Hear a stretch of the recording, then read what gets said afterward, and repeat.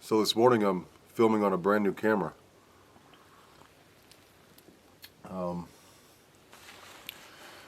So we'll see how that works out. Sun's in my eyes. Hopefully that's not an issue, but we'll figure that out when I go to edit this. So Dale Price was asking questions about the type of logs that I use, the construction and stuff like that. So I figured I'd take the opportunity to do a one-shot deal with this camera, so there's not much editing, and kind of go through how and why I built the cabin the way I did. Firstly, originally I was just going to throw it together and just have a shelter, and that would be it. I mean, just a log roof, just a place to give me shelter while I build everything else. And then I got to about the second course, I'm like, let's just build a guest cabin. So all the logs that you see, all are Tamarack, or also known as larch, but has much the same characteristics as cedar. One of the benefits that it has that's better than cedar is it's extremely strong, especially when it dries. They've been using Tamarack going back hundreds, if not thousands of years. Actually, the Vikings, doing some research on the Tamarack, they built a lot of their settlements out of Tamarack. But fast forward, they've used Tamarack to build horse stables because it's that strong. It can withstand the kicking and the abuse that the horse gives them, not only in the stall, the stable, but for flooring as well. Anyway, so moving on.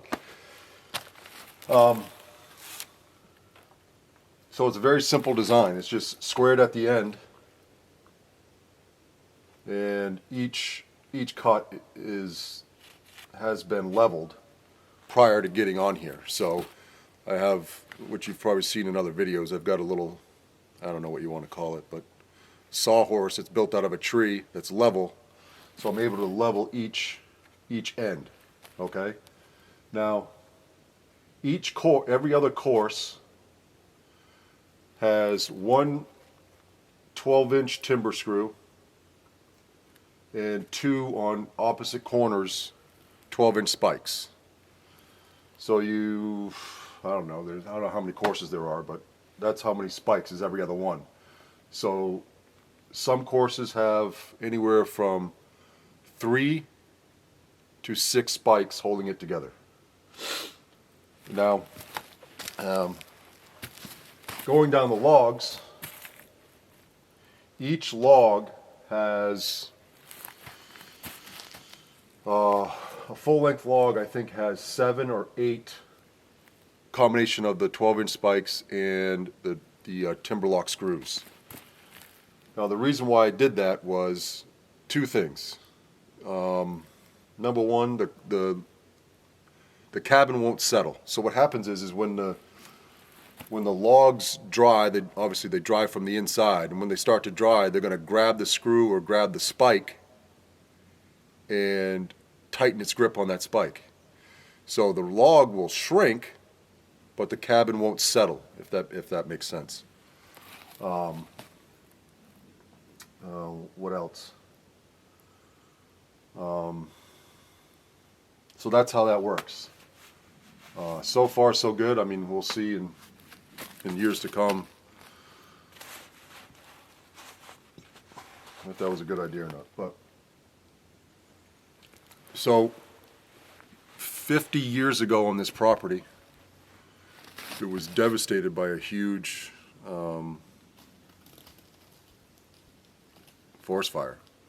So a lot of the trees you see here that you've seen, they're only, I don't know, I think it's one of these logs. I think it's this one.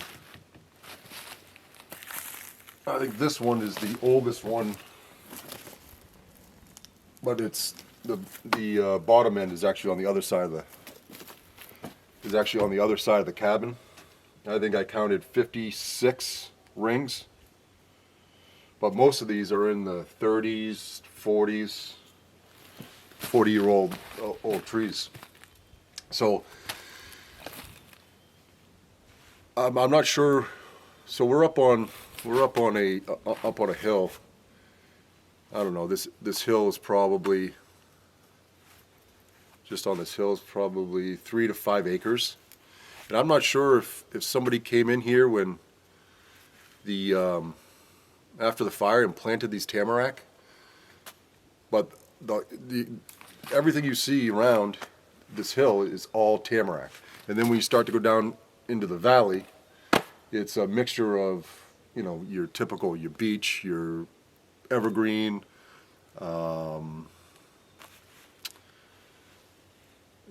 cedar, oak, which is closer to the water, and then obviously the birch. But that's why I bought the land, was due to the fact that tamarack is such a great tree to build for a log cabin. I mean, they're straight for the most part, and they're durable, rot resistant, bug resistant. So that's why I bought the land, and also because it's far away from people. So that's a big bonus. So anyway, this video is going to come out later in the week, so I can learn how to edit. So I don't know how long that's going to take, but I think that's it. I mean, if anybody's got any questions on anything else that I might have skipped, you know, in terms of how I built it, what I built it with. So what did I build it with? Literally, chainsaw, axe, and a sledgehammer. And I think that's it. And obviously in the inside I used a screw gun. Oh yeah, somebody asked something along the lines of, if you're off grid, how do you